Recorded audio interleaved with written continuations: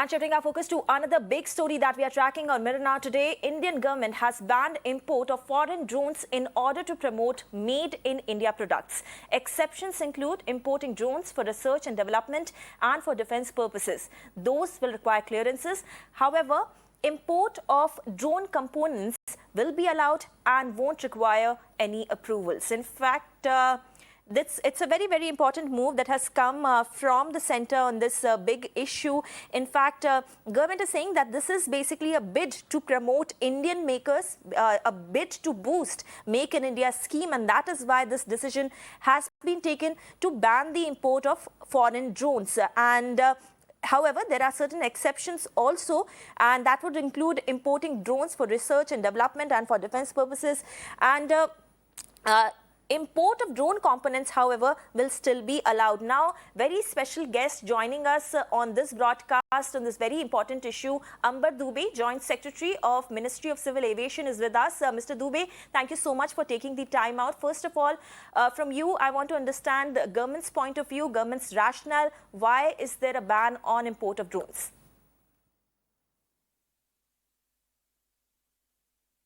It's very simply to promote our Make in India drones, and there's also a security angle because many of these drones do end up having, I mean, there are allegations, not much is proven, but there is always that little risk of malware and spyware, where unknowingly I, as a drone user, might be transmitting some of the images to a foreign country without my knowledge. So both from a security, promoting our Make in India drones, our indigenous industry, this move has been done. It's come out of after months of discussion ever since we released the drone policy in August end, and now I'm very happy that it's come out yesterday. Gauri?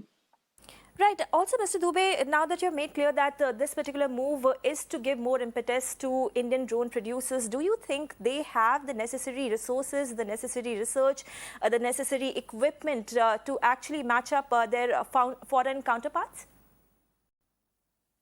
At this moment, no, and that's why we've taken the first step. If you notice, in August, we had come up with the liberalized drone policy. Then we released the drone airspace map, which freed up almost 85 to 90% of India as a green zone, where you could just go and fly for business or for personal needs. Then the UTM policy, the unmanned traffic management policy came out. And on 26th Jan, we also released the drone certification policy based on the liberalized drone rules. So there's a series of steps which we are doing, because first comes the policy, then the demand and supply will follow from the policy. If the policy itself is not supportive, you can't have demand and you can't have supply. So we've done the first step. This is like setting the foundation. And now on top of that, the Indian drone industry, which is anyway working very hard, some very sharp brains who could have taken up a large paying job in the corporate sector. They are running startups straight out of college, and these guys now have a great foundation to build on. So in the next 3 or 4 years, we'll see a huge transformation happen. Gauri?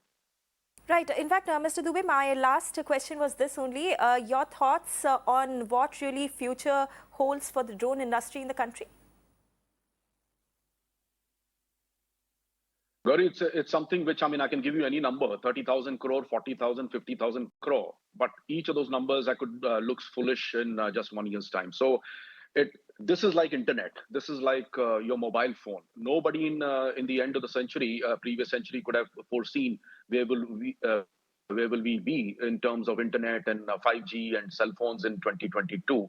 It's going to be just like that. This is as transformative and as radical a technology as internet. So to give numbers, I would say about 30 to 40,000 crores in the next 3 to 4 years. Right, Mr. Amber Dubey, thank you so much for taking the time out and speaking to us. Pleasure. Thank you so much.